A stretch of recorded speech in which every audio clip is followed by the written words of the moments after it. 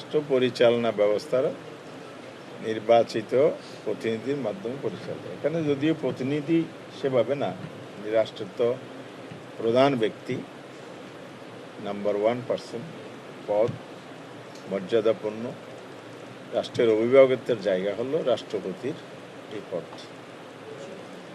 এখানেও যদি বিনা প্রতিদ্বন্দ্বিতা হয়ে যায় তাহলে আমরা গণতন্ত্র চর্চা যেটা বলি এটা হচ্ছে।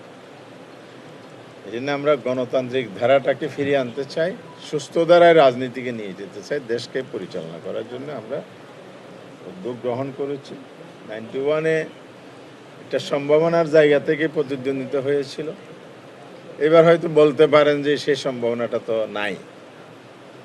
অর্থাৎ 91-এ ভোটার সংখ্যার যে ক্যালকুলেশন, সেখানে বিএনপি ছিল, টোটাল মেজরিটি ছিল। আমরা সমর্থন দিয়ে বিএনপিকে সেবার সরকার গঠনের সুযোগ দিয়েছিলাম। জামায়াত ইসলামীর 18টি আসন, জাতীয় পার্টি ছিল 35টা আসন। আদার্স সব মিলিয়ে দেখা যাচ্ছে যে সে সময় যদি বিএনপির প্রার্থীর বিরুদ্ধে সবাই মিলে যদি একটা অবস্থান নিত, একথা নিশ্চিত ছিল যে সেইবার বিএনপির প্রার্থী পরাজিত। তাহলে সে একটা সম্ভাবনা থেকে কিন্তু 91 একটা প্রতিদ্বন্দ্বিতার জায়গা তৈরি হয়েছিল। আপনার প্রশ্নটা বেলিক, এবার তো সে সম্ভাবনা নাই। তাহলে কেন?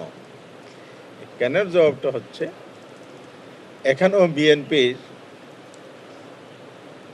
রাষ্ট্রের সাথে জনগণের সাথে যে দ্বিচারিতা তো করেছে, আমরা সেটা জাতির সামনে আনতে চাই। আমরা একটা জুলাই সনদ করেছি সবাই মিলে, সেটার উপর একটা আদেশ হয়েছে, সে আদেশের উপর গণভোট হয়েছে। সেই গণভোটের রায়টা, জনগণের রায়টা বিএনপি বাস্তবায়ন করে নাই। যদি আজকে রায় বাস্তবায়ন হতো তাহলে আর্টিকেল 70টা সংস্কারের মধ্যে চলে আসতো। এখন স্বাধীনভাবে ভোট দিতে পারবে না সংসদ সদস্যরা, তারা ভোট আসে। তাহলে একদিকে তাকে আপনি ভোটাধিকার দিয়েছেন, আবার তার অধিকারের উপর আপনি হস্তক্ষেপ বা নিয়ন্ত্রণ আরোপ করে রেখেছেন। আপনি বলছেন যে পুকুরের নামে সাঁতরাও, কিন্তু হাত পা বাঁধা।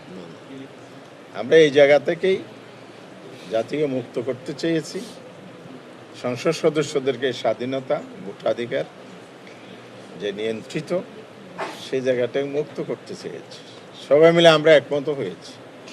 আজকে যদি গণভোটটা রায়টা যদি বাস্তবায়ন হতো, আজকে এই নির্বাচনে সঠিক গণতন্ত্রের প্রতিফলনটা ঘটত। এ রাষ্ট্রের যে ধাপে ধাপে যে বাধা, মানুষের অধিকার যে বাধাপ্রাপ্ত হচ্ছে, এটাকে আমরা উঠিয়ে দিতে চাই।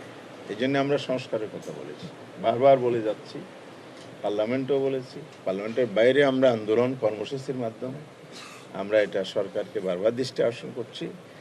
কিন্তু কেন সরকার সেদিকে যাচ্ছে না? অনেকগুলো কারণ, এটা 1-2 ঘন্টা লাগবে কারণগুলো বিশ্লেষণ করলে। আমি শেষ করি।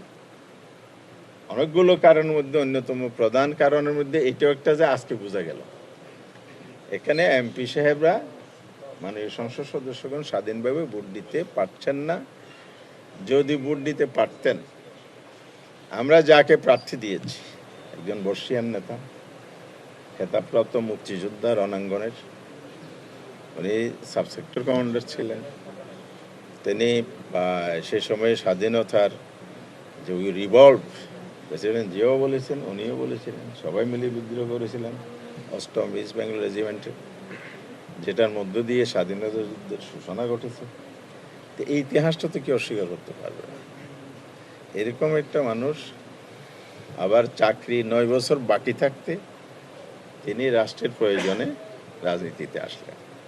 4বার মন্ত্রণালয়ের দায়িত্ব গ্রহণ করেছেন, 6বারের এমপি ছিলেন, পরিচ্ছন্ন রাজনীতিবিদ হিসেবে সবাই জানে, একজন পিএইচডি হোল্ডার, দক্ষ অফিসার, বর্ষিয়ান রাজনীতিবিদ, অত্যন্ত গ্রহণযোগ্য একজন মানুষ, যাকে নিয়ে কোনো বিতর্ক নেই।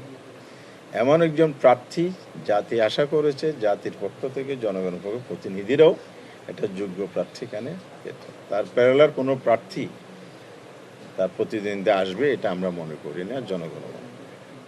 কিন্তু এই জায়গায় স্বাধীনভাবে ভোট দিতে না পারার কারণে অর্থাৎ গণভোটের রায় বাস্তবায়ন না হওয়ার কারণে স্বাধীন ভোট দিতে পারছে না, আর্টিকেল 70 রয়ে গেল।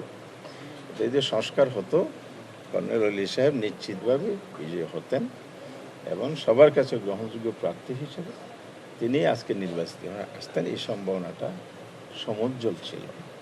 দুর্ভাগ্য এটা জাতির জন্য। আমরা সেই জায়গাটা বিএনপির দ্বিচারিতার কারণে অথবা তাদের সংস্কারের ব্যাপারে পজিটিভ মানসিকতা না থাকার কারণে জাতি এখান থেকে বঞ্চিত হলো, একজন দক্ষ যোগ্য লোকের সার্ভিস থেকে রাষ্ট্র বঞ্চিত।